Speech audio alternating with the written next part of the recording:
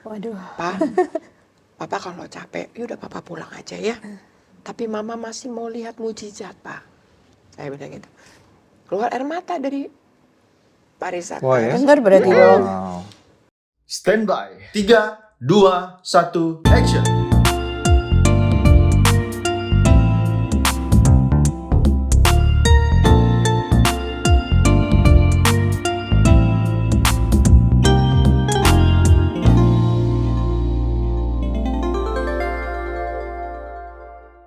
Nyampe di rumah sakit, Mama samperin Papa, silakan Ibu lanjutkan. Iya, selama saya 5 kali ibadah itu.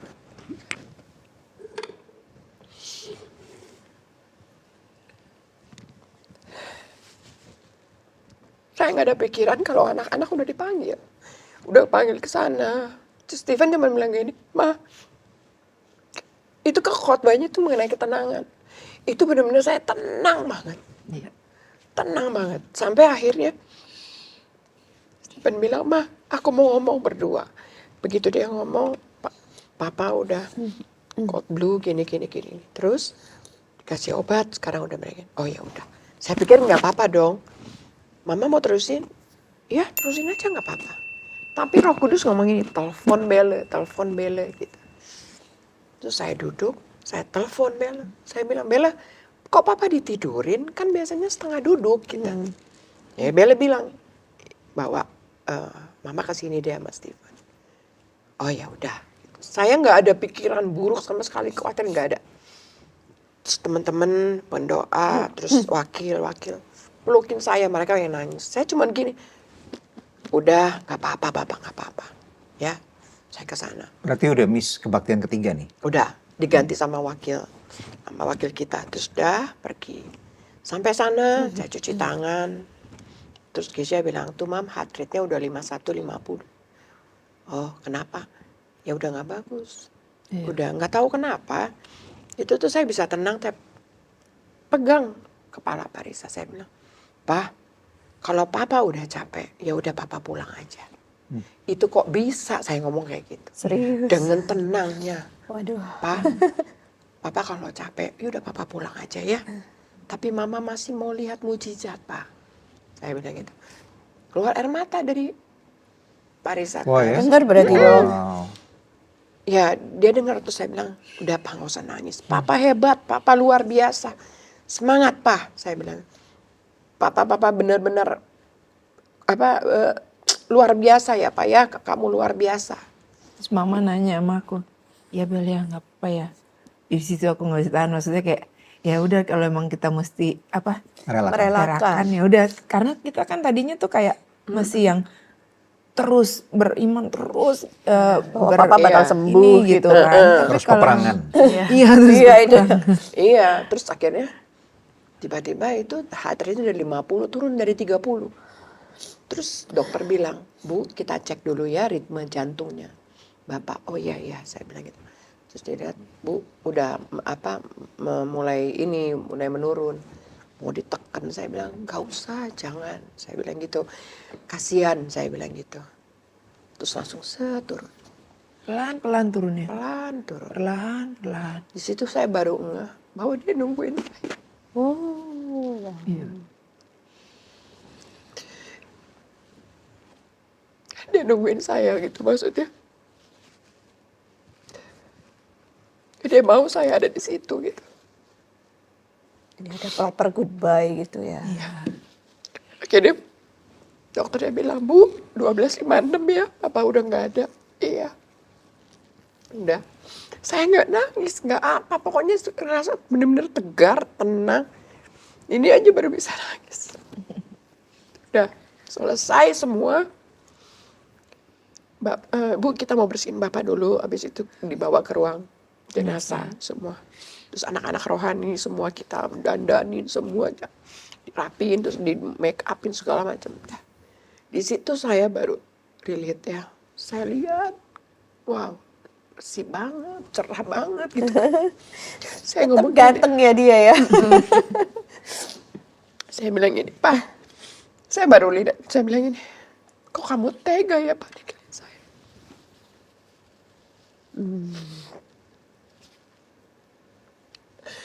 Terus anak-anak rohani saya langsung peluk saya. Semua rame-rame. Mama ada kita, Mama ada kita. Ya. Tapi memang saya ingat banget. Setahun, ya kita kan ada namanya ada VPN. VPN tuh ibadah untuk volunteer. Setiap bulan, 1 bulan sekali. Dia sempat ngomong sama saya di depan semua orang. Pak, kalau saya dipanggil Tuhan, kamu gak boleh nangis. Kamu harus sukacita. Dia bilang gitu. Ditaruhnya nanti di sini ya, Ma. Dia ngomong sama ibu. Iya, depan semua orang. Kamu gak usah nangis. Kamu harus sukacita.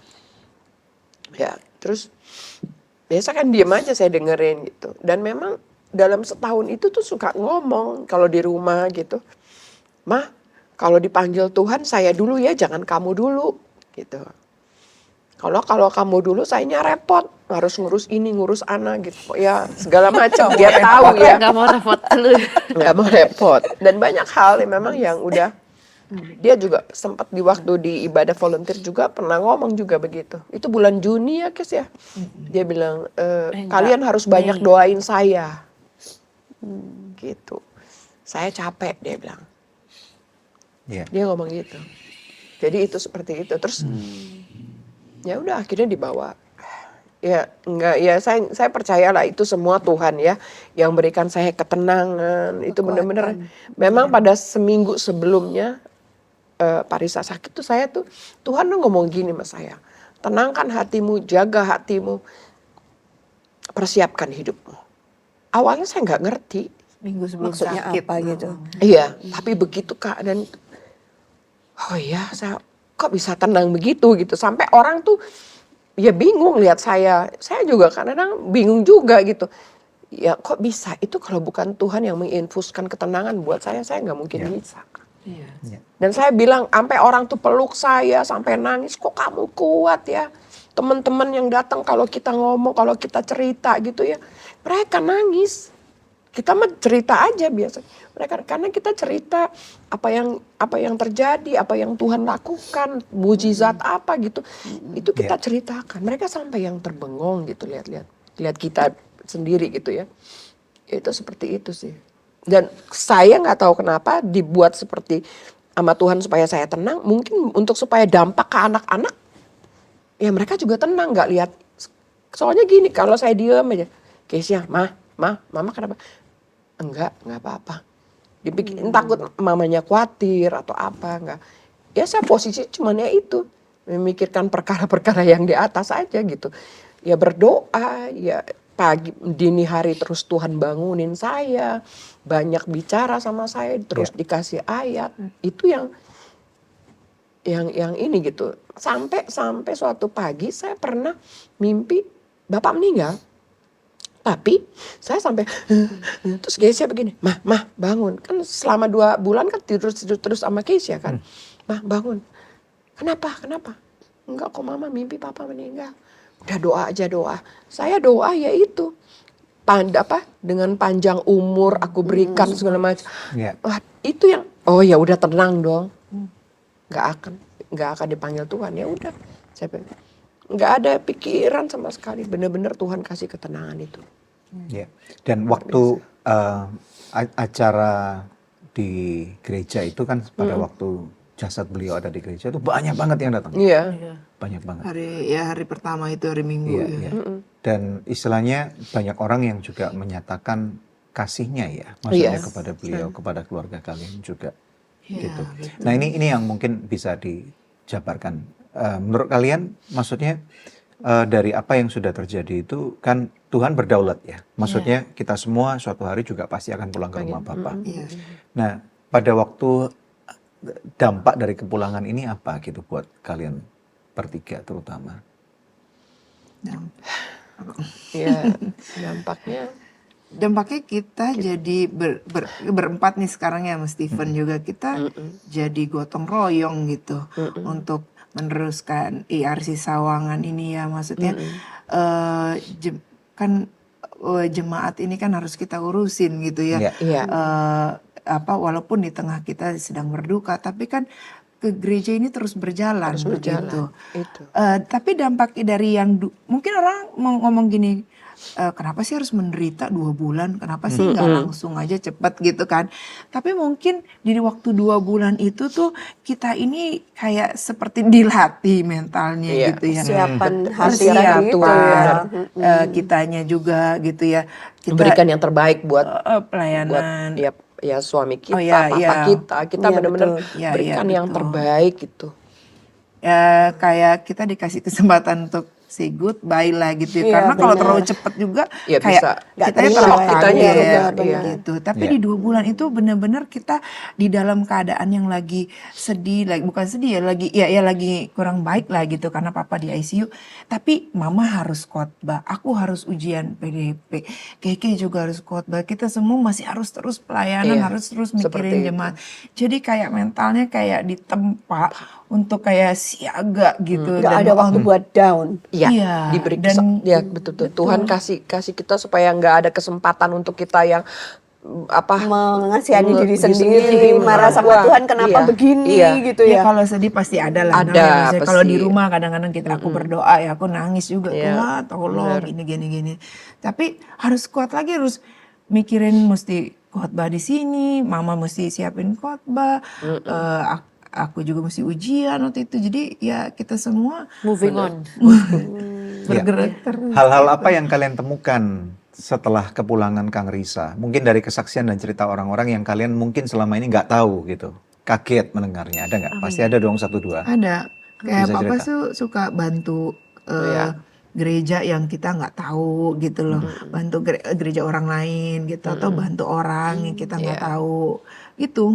Ya memang sih dia memang orangnya Murah hati. ya itu, dan memang mikirin orang. Kalau misalnya mereka sampai terpuruk, mau papa Kang Risa tuh maunya yuk bangkit yuk gitu, yuk ini mau membantu merangkul. Dan banyak gitu. orang-orang yang juga ternyata sangat merasa bersyukur banget ya dengan maksudnya kehadiran Pendeta Risa Solihin ini. Tamara Geraldine misalnya, salah satunya. Iya, kalau kita iya, tahu Tamara. ceritanya. Ya. Iya, Michael Gunawan misalnya. Ya betul. Mungkin bisa ceritakan dikit ini. Ya betul. Suami saya orangnya nggak mau ngejas orang. Saya tahu. Tapi justru dia merangkul. Dia memberikan kesempatan kepada orang lain. Itu. Dan memang kayak Michael Gunawan juga. Kalau apa-apa suka, Kang, telepon. Ya karena teleponnya juga ada saya. Cerita ini, itu saya juga tahu. Udah kayak ritual tuh. Kalau cerita ada apa, ngomong ke Kang Risa gitu. Memang dia jadi Luar ngerasa biasa. kehilangan gitu. Ya seperti itu. Banyak orang yang merasa sangat kehilangan. Iya, Ya, betul. Ya, saya ingin ngomong tanya tentang support system kalian setelah kepulangan Kang Risa. Saya melihat bahwa teman-teman Bu Elsa keren-keren banget ya. Bisa cerita nggak apa aja yang mereka lakukan untuk menemani dan menghibur kalian? Ya dengan teman-teman kita ya seperti Tamara, Ibu Yolanda, Ibu Esra, ya teman-teman yang lain sampai ngajak kita ke Bali, sampai ya pokoknya nggak boleh dibikin saya sedih aja, gitu. Kalau buat saya lagi diem, menghibur, bu ini kayak gitu ya. Pokoknya dibikin supaya saya Tetap ceria ceria. gitu. Tapi Dan does it memang- work? Iya, Iya. Oke. sangat bekerja. Karena 2 bulan jaga di rumah sakit juga Capek lelah ya? loh buat kalian Capek. ya. Iya. Mental juga ya. Mental. Fisik sih enggak sih. Lebih ke Nah, itu hebatnya Tuhan loh. Iya. Makanya 1 Tawari 16 itu dia bilang, carilah Tuhan maka dapat, dan kekuatannya. Saat kita cari kekuatan Tuhan, itu saya anak-anak selama 2 bulan nggak ada yang tepar sampai yang bagaimana tuh enggak. Biasanya Kita yang tuh kayak sakit orang- sembuh, yang jaga sakit. Gitu. Iya, kita nggak Iya sama kan? sekali sih. Lu masuk angin aja. masuk angin gitu kalau bagaimana. Cuman ya itu Tuhan tuh baik gitu, memperlengkapi segala sesuatunya gitu. Kayak misalnya kalau bangun pagi, harus ke ini. Jadi udah kayak apa sih? Iya, kayak apa ya? Kayak Ritual. autopilot gitu. Siaga mood online. Iya, Siaga. Iya, selalu kayak gitu. seperti itu. Kayaknya Iya, bener-bener. Dan satu lagi yang mungkin kita lihat ya bahwa pemuritan yang Kang Risa lakukan terhadap anak-anak kandung ini? Kan ada anak Iya. kandung, ada anak Iya. rohani ya. Dan ini istilahnya akan mulai kelihatan ketika orangnya udah nggak bisa lagi berfungsi dan bahkan udah nggak ada nih. Nah, sekarang yang menggantikan kependetaan atau sebagai gembala siapa di gereja IRC? Saya. Bu Elsa. Oke, puji Tuhan. Selamat ya Bu Elsa. Iya, terima Dan kasih. kemudian saya melihat juga 2 putri ini luar biasa banget. Gitu. Boleh cerita nggak apa yang papa kalian lakukan ketika kalian masih kecil atau bertumbuh remaja, bahkan menjadi dewasa muda, sehingga mempersiapkan kalian bukan lagi menjadi calon pemimpin loh. Kalian ini sekarang sudah memimpin. Iya. Gitu. Silakan. Kalau dari aku sih, lihatnya itu ya apa? Contoh aja sih. Iya, contoh. Apa contoh apa yang kamu lihat? Nangis. Bella duluan deh. Ya, kamu lah nanggung lah. Yaudah, ya cerita. Contoh apa?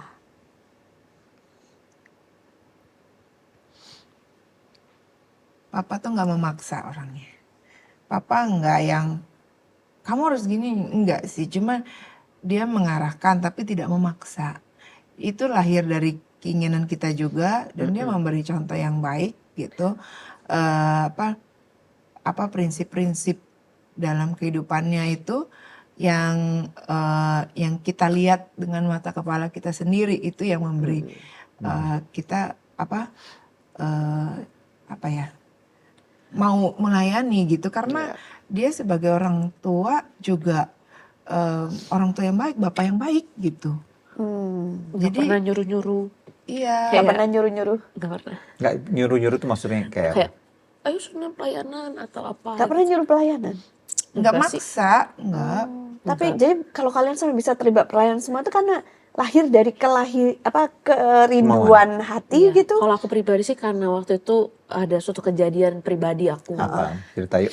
Ya dulu lama banget pas aku sekolah, terus aku sekolah itu di dormitory, terus waktu itu suatu ketika jadi pulangnya tuh weekend doang kan, terus gitu suatu ketika itu kita perpisahan di puncak, terus aku dan teman-teman tuh mengalami kecelakaan, jadi kayak panggilan pribadi lah gitu ya, kecelakaan dan itu aku emang ya kan kayak mungkin banyak juga ya orang-orang yang keluarganya pelayanan tapi kita anak-anaknya tuh kayak biasa-biasa aja gitu kan, bahkan cuman formalitas gitu. Bahkan dulu tuh aku pas dari SD sampai SMP, SMA tuh aku tuh walaupun papaku gembala tapi aku gak pernah pelayanan gitu. Aku nganggap kayak Papa kemana, mama kemana ikut. iya selalu ikut gitu. Padahal kan sebenarnya punya gereja kan. Maksudnya punya dalam arti bisa aku involve more gitu kan di dalam youth atau apa. Tapi aku nggak pernah. Terus akhirnya gara-gara suatu ketika ada kejadian itu,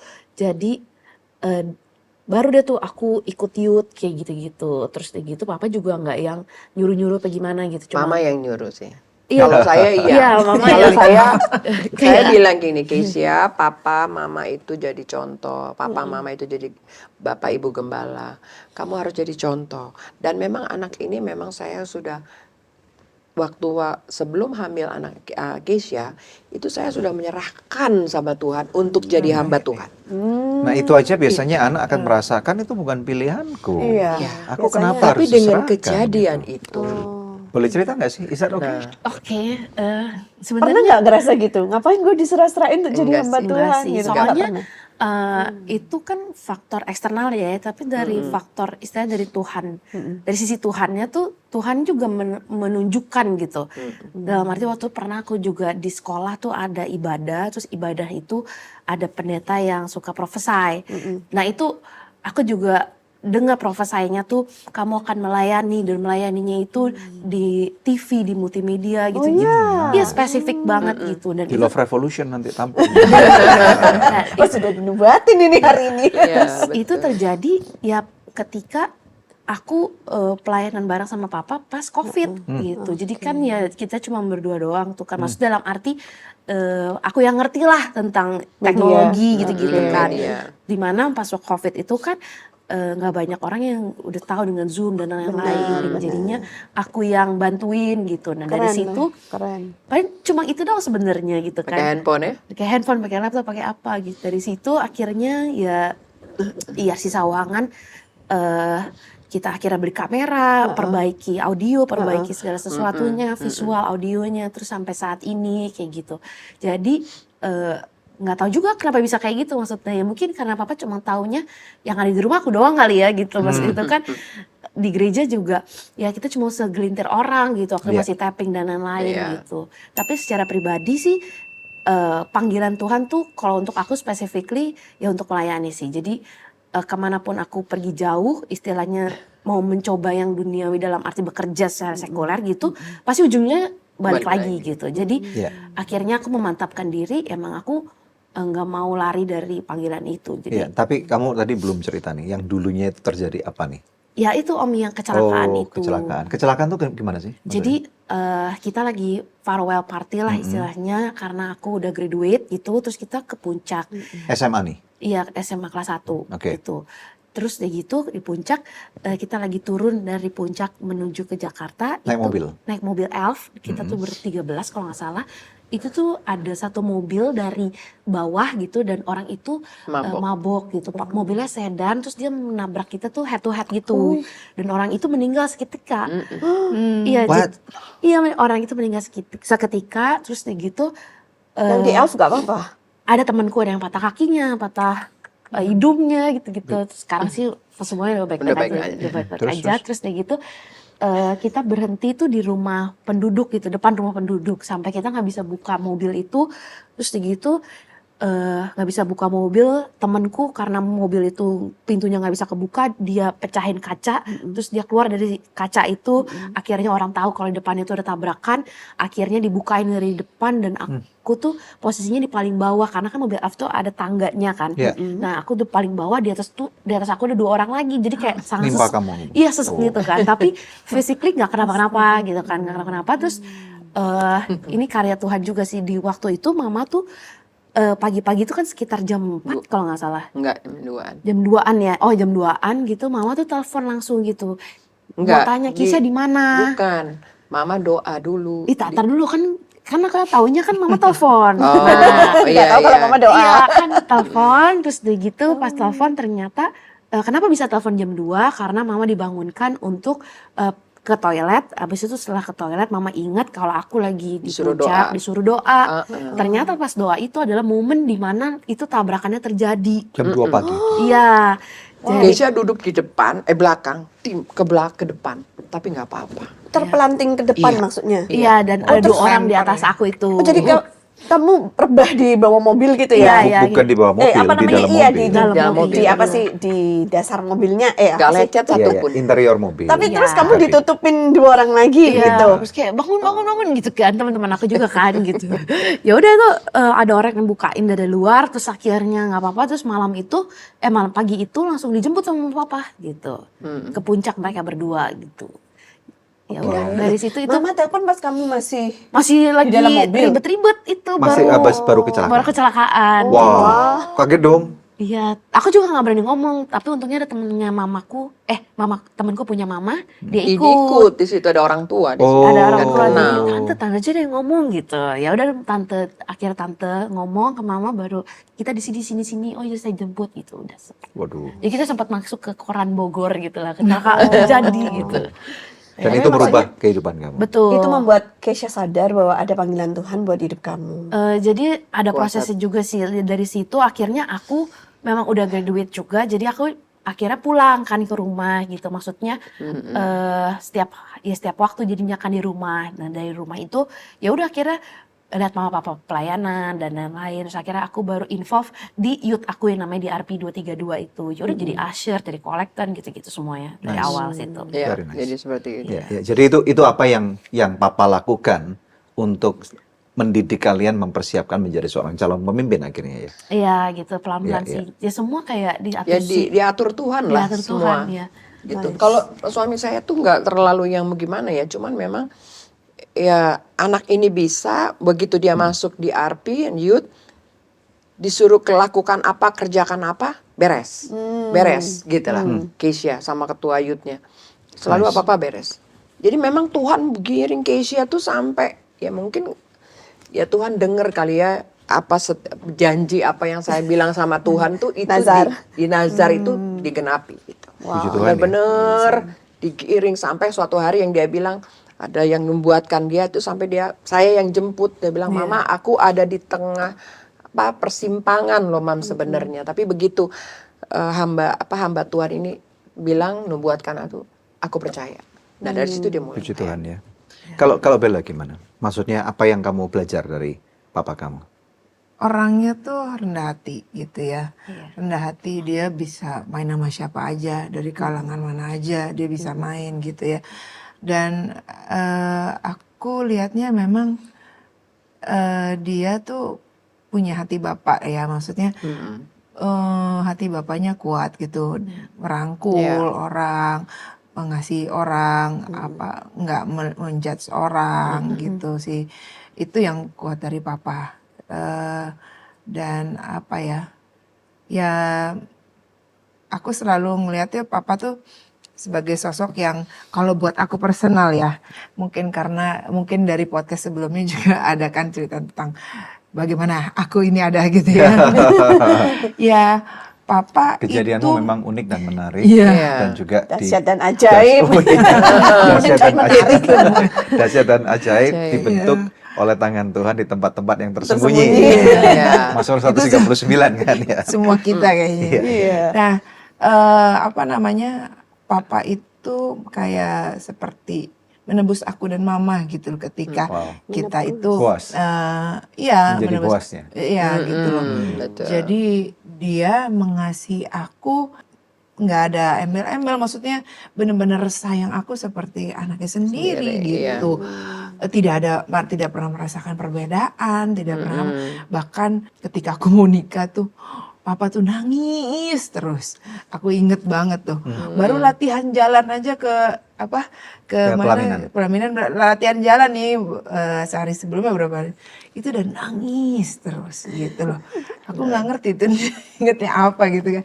Cuman aku merasakan dia tuh tidak membedakan, dia menyayangi aku sepenuhnya, dari ya menebus aku dan mama istilahnya gitu ya. Ya itulah. Jadi aku sangat ngasih papa lah gitu. Dia caranya unik sih. Mungkin nggak kayak, kan orang suka punya hati atau apa ya kayak misalnya ada yang datang nih dengan masalah gitu. Dia mungkin nggak tipe orang yang dengerin detail dari A sampai Z gitu. Kalau bisa kayak intinya apa gitu. Tapi orangnya gitu. Intinya apa tapi apa advice-nya dia tuh menusuk gitu. Maksudnya bukan menusuk ya, kayak really answering the questions and masalah orang gitu. Jadi kayak orang tuh menganggap kayak revelation gitu kalau dengar dari dia gitu. Kayak apa yang nggak pernah dipikirin sama orang itu, kok bisa dia ngomong gitu misalnya kayak gitu. Kalau untuk ibu apa? Kalau Sis Elsa memandang Kang Riza, keteladanan yang selama ini dia beri atau pelajaran berharga dari kehidupan dia?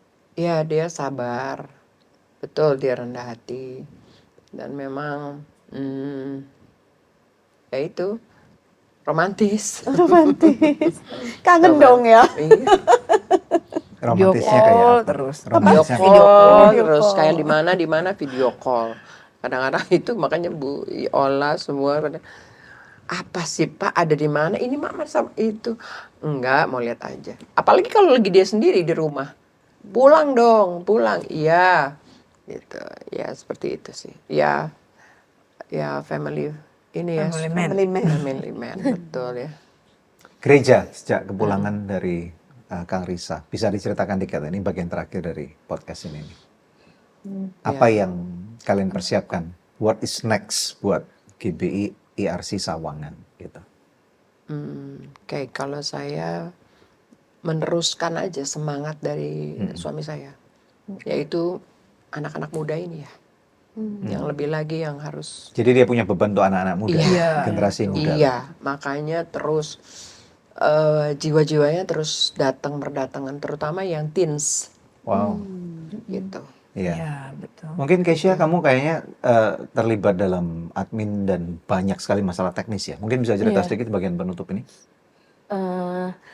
Kalau sekarang fokus kita adalah memang ini sebuah masa transisi kan, dan dari segi pengerja, segi jemaat juga mungkin kaget dan lain-lainnya, tapi di atas mimbar pun Mama juga sudah menyampaikan gitu bahwa ya perubahan ini kita nggak boleh takut gitu, dan kita benar-benar harus mikirnya tuh bukan untuk diri kita gitu, mikirnya untuk jiwa-jiwa Iya. gitu. Betul. Karena kalau kita mengasihani diri, kita sedih, kita apa, banyak kesempatan dan jiwa-jiwa tuh yang akan hilang gitu. Jadi fokus kita ya jiwa-jiwanya aja Iya, gitu. Jiwa-jiwa, betul. Dengan ya strategi dan lain-lainnya sudah dipersiapkan secara pastoral dan non pastoral juga sudah disiapkan gitu Iya. sih. Ya, oke. Kelihatannya lancar sekali ya Iya, transisinya. memang iyalah itu sih yang bikin kadang-kadang saya, Tuhan apa saya mampu Tuhan. Itu yang bikin saya jadi juga apa ya, apalagi setelah Pak Niko waktu ngelayat di hari kedua ya, Pak Niko cuman ngetuk tepuk tangan saya, teruskan, lanjutkan, apinya harus besar, lebih besar dari ini. Saya langsung bengong, terus oh iya, jadi ya buat saya sampai ya nggak tahu ya, pokoknya semua itu cepat gitu. Saya ditabiskan, ketua rayon saya juga backup saya, semuanya ya luar biasa. Ya itu semua kalau bukan Tuhan nggak mungkin. Dan jemaat meresponi dengan baik. Iya. Ya saya bilang ini juga perubahan buat saya. Awalnya saya takut, saya bilang. Awalnya saya ya takut gitu, siapa saya. Tapi begitu beberapa minggu yang lalu saya sempat sakit, sempat nggak enak. Terus tiba-tiba Tuhan bilang, ya kamu flashback, kamu lihat bagaimana awal kamu melayani dengan suami begini-gini. Saya bilang apa saya bisa? Ya Tuhan cuma bilang gini, ya saya cuma, iya Tuhan, saya ingat Tuhan. Begitu roh menyala, benar-benar saya, wah udahlah, nggak inget waktu, benar-benar udah. Terus dia juga penuaian besar, maksud jiwa di sawangan seperti apa gitu ya. Tuhan saya coba tanya gini, Tuhan kenapa Tuhan pilih saya sama suami? Karena kalian setia dan taat. Wow.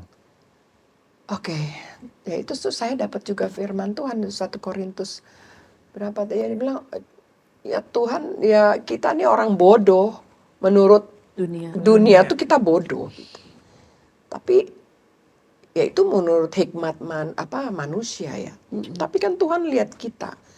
Betapa kita berharganya, betapa kita bernilainya di hadapan Dia gitu. Saya langsung, iya Tuhan, iya Tuhan. Saya percaya Engkau mampu kan. Wah di situ juga banyak jemaat yang ya nangis gitu, banyak yang oh iya saya cuma minta dukungan aja dari semuanya, saya bilang gitu. Ya tolong saya, bantu saya bilang gitu. Kami mensupport. Iya. Maksudnya nggak sempat marah juga sama Tuhan untuk keputusan yang Tuhan ambil. Enggak, Untuk karena saya bawa pulang Kang Risa di momen ini gitu. Enggak, karena saya tahu yang saya lihat cuma jiwa-jiwa. Ya. Karena saya masih ada di dunia ini, masih banyak pekerjaan yang harus saya kerjakan, itu aja untuk Tuhan. Ya, firman Tuhan ngomong ladang kan sudah menguning. Iya. Dan kemudian sekarang waktunya untuk kita bekerja. Iya. Karena hari masih siang kan. Iya. Iya. Puji Tuhan. Itu aja Kita sih. percaya bahwa legacy dari Pastor Risa Solihin ini akan terus hidup ya. Maksudnya sebuah pelayanan, sebuah visi itu kan dari Tuhan. Iya. Kalau orangnya sudah tidak ada, bukan berarti visinya mati. Betul. Tetapi anak dan anak jasmani ataupun anak rohani Iya. bisa meneruskan. Istrinya juga meneruskan. Dan ini mimpinya atau visi Tuhan itu bisa terus berkembang dan kemudian bisa mempermuliakan nama Tuhan ya. Yes, amin. Dan kita melihat secara langsung bagaimana dampak kehidupan beliau ini sangat luar biasa banget. Banyak orang-orang yang mengalami pemulihan, banyak orang-orang yang berterima kasih. Dan kita juga bersyukur banget kita bisa kenal beliau secara langsung gitu ya. Amazing. Keluarga kalian keluarga yang luar biasa. Terima kasih ya udah datang ke Love Revolution. Karena kita tahu bahwa ada banyak makna-makna kehidupan yang hari ini kita udah bicarakan. Bu Elsa terima kasih ya. Ya, Bu Elsa, makasih terima Pak kasih Daniel, Bella. Bu Debbie, thank you. Kesia, terima kasih juga. Boleh saya berdoa buat kalian? Boleh, Yuk boleh. kita sama-sama Ya. berdoa yuk. Ya kira cara ini. Tuhan, kami tahu bahwa kehidupan kami ada di tangan-Mu. Kami percaya Tuhan bahwa Engkau yang menentukan kapan seseorang akan lahir dan kapan seseorang harus pulang ke rumah-Mu. Dengan cara apapun yang kadang-kadang bagi kami yang ditinggalkan sangat menyakitkan. Tetapi Tuhan, kami percaya bahwa ada dampak kehidupan yang sudah dihasilkan oleh Risa Solihin. sebagai hamba Tuhan, sebagai seorang suami, sebagai seorang papa, dan bahkan sebagai seorang hamba Tuhan. Terima kasih Tuhan, berkati keluarga ini. Kami serahkan seluruh jemaat dalam tangan-Mu. Pertumbuhan jemaat ini, apa yang mereka butuhkan, baik secara keuangan, kehadiran Tuhan, dan juga perkembangan apapun yang dibutuhkan Tuhan. Kami tahu bahwa Engkau yang menyediakan buat mereka semua. Engkau adalah Jehovah Jireh, Engkaulah Gembala Agung itu. Engkaulah Bapa, Engkaulah Suami, Engkaulah Penebus yang hidup, dan kami percaya Tuhan bahwa jemaat ini tidak akan pernah ditinggalkan. Terima kasih Tuhan, berkati keluarga ini Tuhan, untuk keluarga ini terus untuk melanjutkan tongkat estafet, melanjutkan visi kerajaan surga yang Engkau berikan kepada Risa Solihin.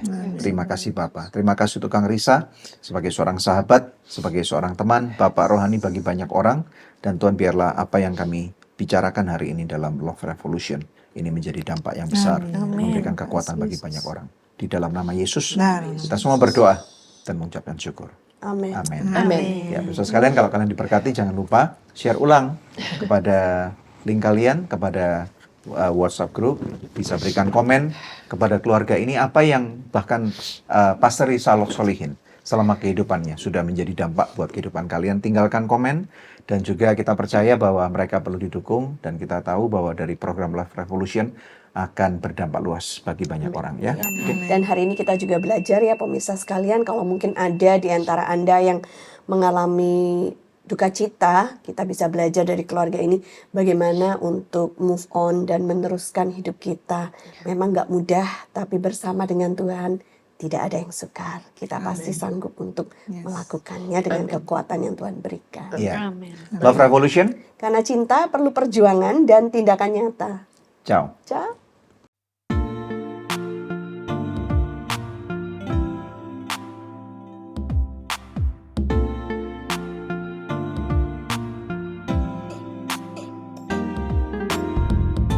Terima kasih sudah tune in di podcast Love Revolution. Kalau kamu ngerasa feel-nya dapet banget nih sama konten ini, langsung aja bisa share di sosmed kamu. Dan jangan lupa untuk tag dan juga follow Instagram Daniel Hendrata dan juga Debbie Katarina.